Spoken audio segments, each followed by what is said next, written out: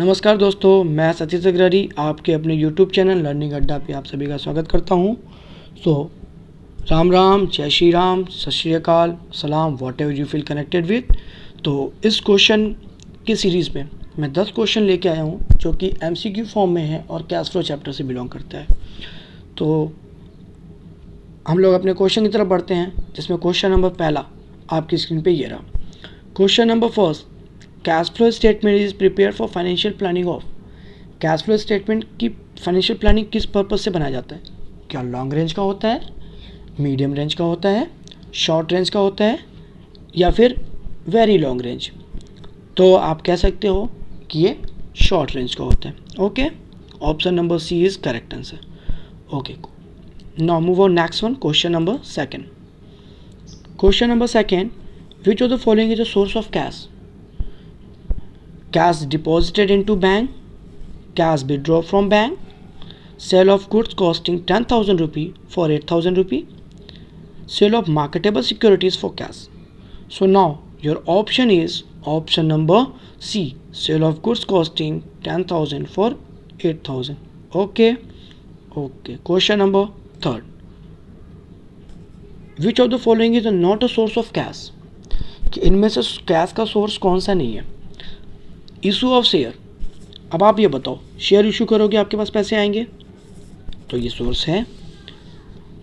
Option number C, sale of asset, asset बेचोगे पैसे आएंगे। डिविडेंड रिसीव करोगे पैसे आएंगे। और अगर आप किसी मशीनरी को खरीदते हो तो आपके पास से पैसे जाएंगे। तो इसलिए option number B is correct. Okay, question number fourth, which of the following is not application of cash? इसमें कैश का एप्लीकेशन कौन नहीं है?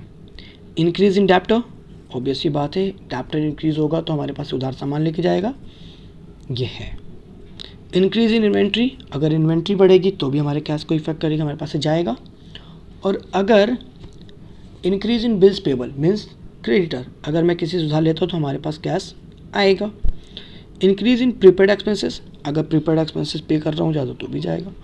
तो हमारा जो ऑप्शन होगा option number C. Question number 4, option number C. Question number 5, cash from operating activities consist of. Operating activities में क्या क्या जाता है? ऑपरेटिंग प्रॉफिट जाता है, decrease increase in current asset, well known, क्लियर है सभी को, जाता है। और अगर करेंट लायबिलिटी भी डिक्रीज इंक्रीज होती है तो भी जाता है। इसका मतलब कि option number D, all of this. Okay, question number 6, while calculating operating profit which will be added to the net profit? कि ऑपरेटिंग प्रॉफिट कैलकुलेट करते टाइम हमें नेट प्रॉफिट में क्या क्या सारी चीज़ें ऐड करनी होती है? प्रिलिमिनरी एक्सपेंसेस भी ऐड करना होता है, डेप्रिसिएशन भी, loss on sale of asset भी। इसका मतलब ये तीनों ही चीज़ें ऐड करनी पड़ती है। इसका मतलब ऑप्शन नंबर डी। आप लोग तो पढ़ते ही नहीं हो, तुक्का मारते हो, जहाँ पे ऑल ऑफ अब दिखा, now that will your answer. It may be wrong sometimes. Okay, so now first you clearly read, then after you are going to use your answer. Okay, question number 7, sorry, while calculating operating profit which will be added to the net profit? Operating profit calculate करते time हमें net profit में क्या क्या add करनी पड़ती है? Profit on sale of asset, increase in general reserve, interest receive, refund of tax. तो ये सब तो माइनस होती है। अगर हम प्रॉफिट मिल रहा है तो हम माइनस करेंगे, ऐड तो होगा नहीं। अगर इंटरेस्ट रिसीव हो रहा है तो भी माइनस होगा, रिफंड ऑफ टैक्स हो रहा है तो भी माइनस होगा। तो ऐड क्या होगा? Option number B, increase in general reserve. So now with answer will be B. Question number 8, while calculating cash flow from operating activities which will be deducted? कि जब हम ऑपरेटिंग एक्टिविटीज़ निकालते हैं तो उसमें से मैं क्या क्या डिडक्ट करता हूँ? Decrease in prepaid expenses add होता है, एसेट है। Increase in trade payable, increase in trade payable, भाई क्रेडिटर बढ़ेगा पैसा आएगा, ऐड करूँगा, ठीक है। इंक्रीज इन ट्रेड रिसेबल, अगर trade receivable means debtor, debtor बढ़ेगा तो हमारे पास से पैसे जाएंगे, और जब जाएंगे तो मैं इसमें से क्या करूँगा, माइनस करूँगा।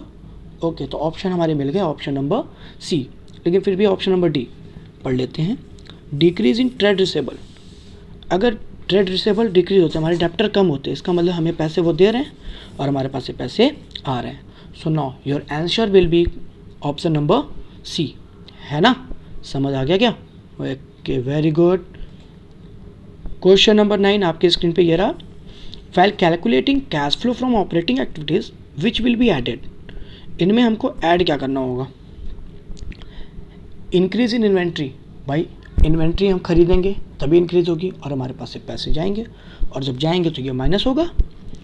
Increase in creditor, creditor increase होगा, इसका मतलब मैं सामान खरीदूंगा, हमारे पास से पैसे आएंगे, या किसी क्रेडिटर से मैं उधार ले रहा हूँ, इसका मतलब मैं इसमें क्या करूँगा, हमारे पास पैसे आ रहे हैं तो मैं ऐड करूँगा। तो हमारे ऑप्शन तो मिल गए, option number B, but concept C और डी के भी समझ जाओ आप लोग। डिक्रीज इन बिल्स पेबल, अगर बिल्स पेबल क्या हो रहा है, कम हो रहा है, इट मीन्स कि क्रेडिटर हमारे कम हो रहे हैं, और कम हो रहे हैं तो हमारे पास से पैसे जाएंगे, भाई अपने क्रेडिटर को हम पैसे देंगे तो वो जाएगा, हमारे पास से पैसे कम होंगे, इसका मतलब मैं क्या करूँगा, माइनस करूँगा, तो ऐड तो बिल्कुल नहीं करूँगा। ठीक है, option number D. Increase in trade receivable, trade receivable हमारे डेप्टर बढ़ रहा है, डेप्टर बढ़ रहा है, इसका मतलब हमसे उधार लेके जा रहे हैं, हमारे पास से पैसे जा रहे हैं, तो भाई माइनस करूँगा, प्लस तो करूँगा नहीं। Okay, so our answer will be B, increase in creditor. Okay, last question of the session, question number 10। Cash from operating activities will decrease due to, operating activities का कैश किसके कारण कम हो सकता है? तो आप बताओ। इंक्रीज इन करंट एसेट, भाई करंट एसेट बढ़ेगी तो हमारे पास से पैसे जाएंगे। चलो, ऑप्शन नंबर ए अभी तक हमारा लग रहा है, ऑप्शन नंबर आगे पढ़ते हैं। Option number B, decrease in current asset, भाई डिक्रीज इन करंट लायबिलिटी, अगर हमारी लायबिलिटी कम होगी इसका मतलब मैं पे करूँगा तभी कम होगा, हमारे पास से पैसे जाएंगे तो कैश कम होगा।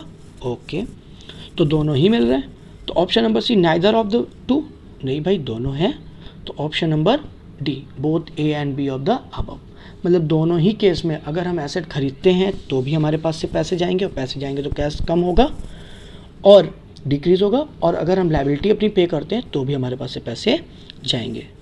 ओके, सो आई होप आपने इन्जॉय किया होगा इस सेशन को। सो आप सभी से रिक्वेस्ट है, प्लीज़ आप सभी इस वीडियो को ज़्यादा से ज़्यादा शेयर कीजिए और सब्सक्राइब करना ना भूलें, और ऐसे ही अपना प्यार देते रहें, ऐसे ही मैं आपको बेहतरीन से बेहतरीन क्वेश्चन लाता रहूँगा। Okay, so thank you for watching this and please don't forget to subscribe my channel. Okay, bye bye, good bye, thank you.